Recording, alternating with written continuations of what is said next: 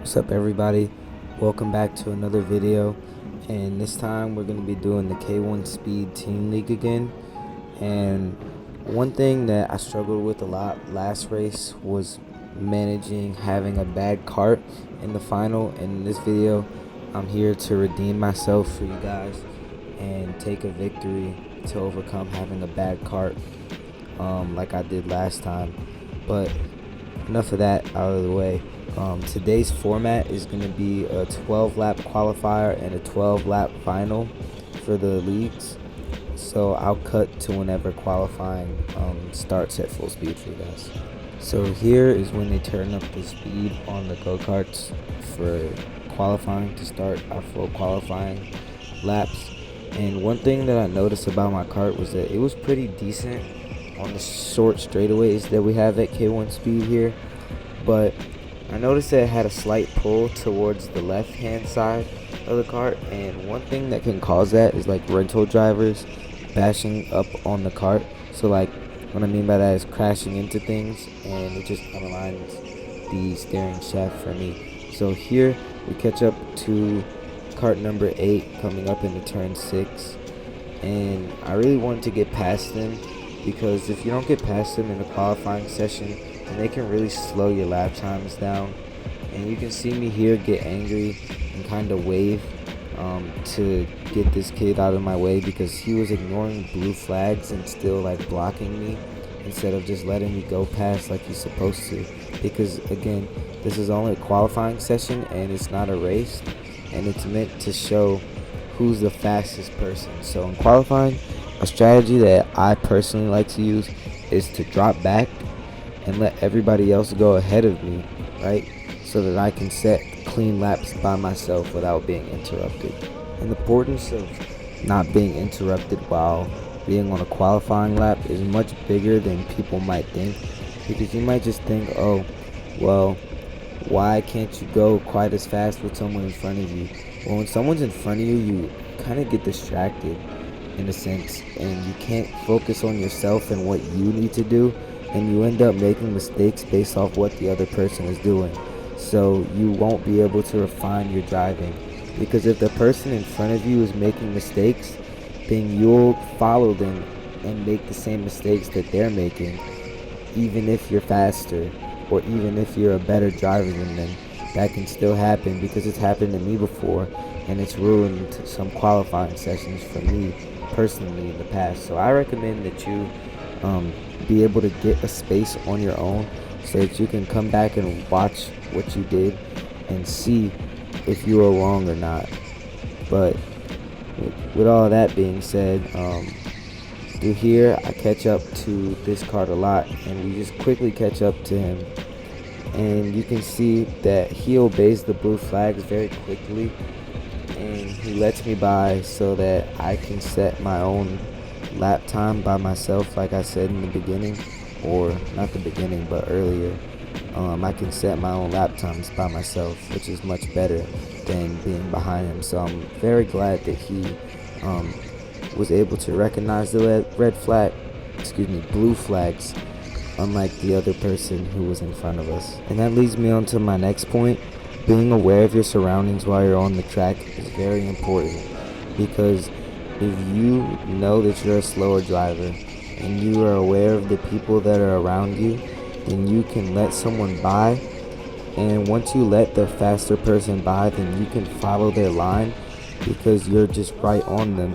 And if you follow their line, then you can become quicker yourself if you know that the driver is faster than you. But with that being said, they yellow flagged the session because one of the drivers that was qualifying with us made a mistake and hit the barrier. So I'm gonna cut to whenever they give us back our qualifying laps and whenever we get back up to full racing speed. So here we're approaching coming up to full speed, and right there we get full power for our carts. So coming through turn 1, we take that flat out easily. Coming through turn 2, turn 3, we get a little bit of oversteer, but that's okay because I'm able to manage it. And here we're just hugging the barriers. Through turn 7, again we hug the apex. Turns 8 and 9, we finish up and come out onto the straightaway. But here you can see in the distance that again we're catching back up to the pack of carts that's in front of us, and we don't want to do that because that might ruin our qualifying session again. But here you can see this cart was just introduced into the barrier. Don't know what that's about. He should have been going straight and not into the barriers, but you know, that's okay. But here we catch up again to the back of number 20, and he kind of blocks my qualifying lap, or one of my qualifying laps, and I wasn't too pleased with that. You can see I give him a little bit of a nudge because I caught back up to him so quickly. But with all that being said, qualifying's over with, and let's get to the race. So here comes the flag woman with the green flag, and she's ready to drop the flag in 3, 2, 1, go. And I cover across to the middle of the track to hold my line.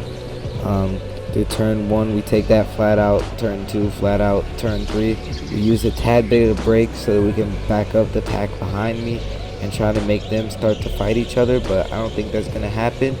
And with that being said, one lap is complete, and it's one clean lap, and I'm happy that I've gotten through lap 1 fully clean and fully unscathed.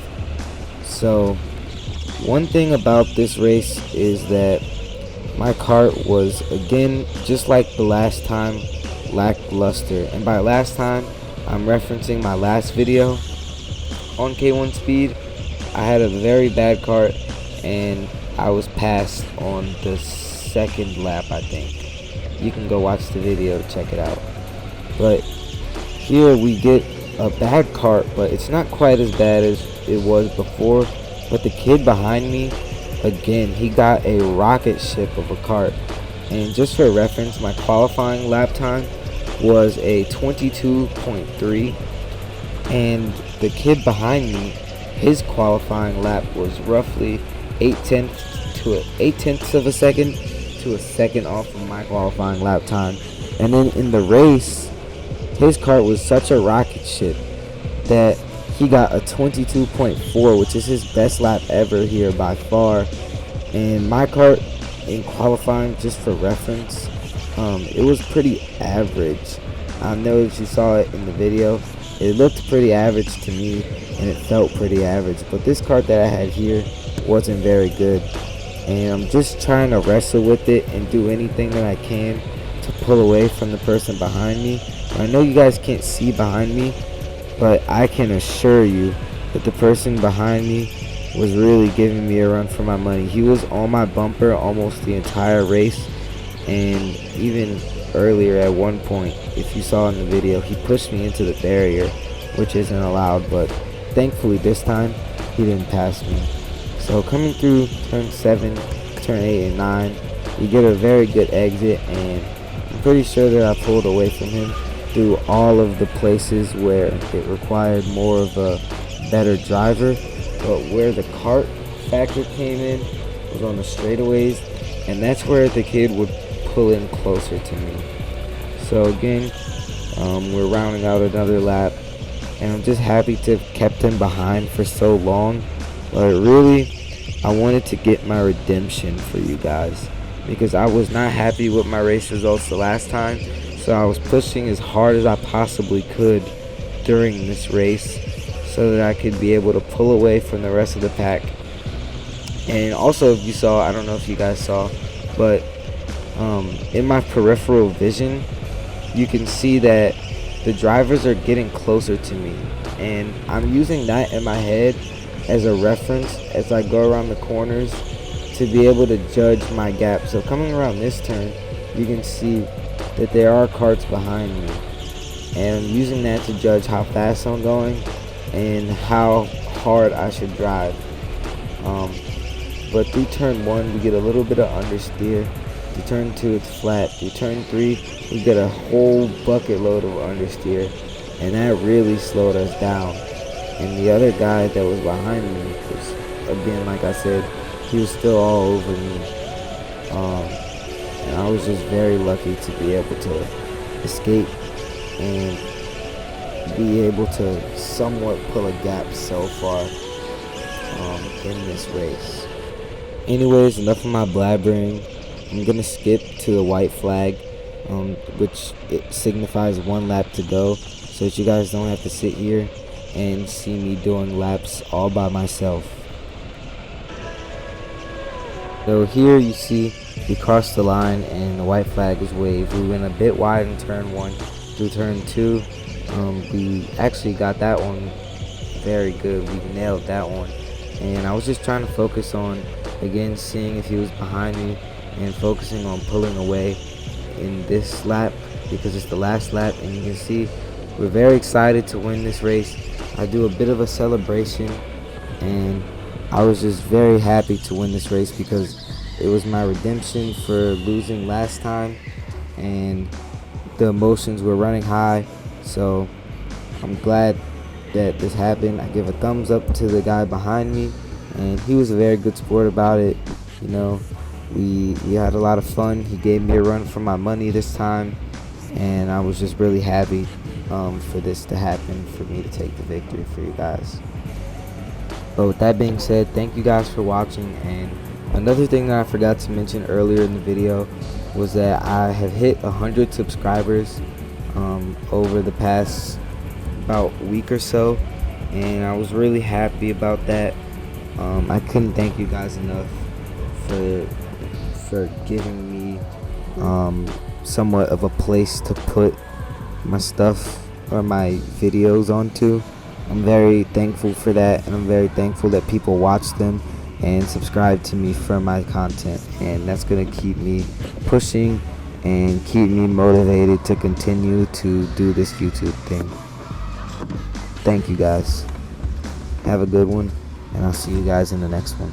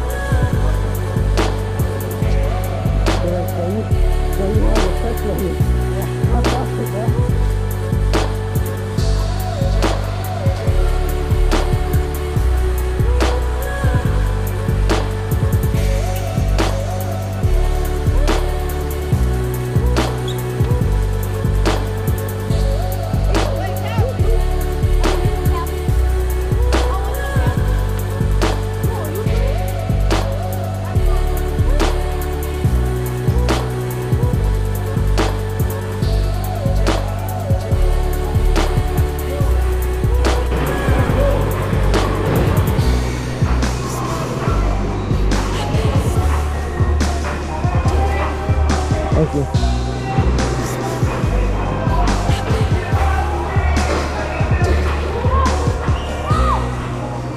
Hopefully it does good. How you feel? Good. Yeah? That car was bad, but I had to hold on to it. Yeah, I'm like, you got a bad car. Yeah.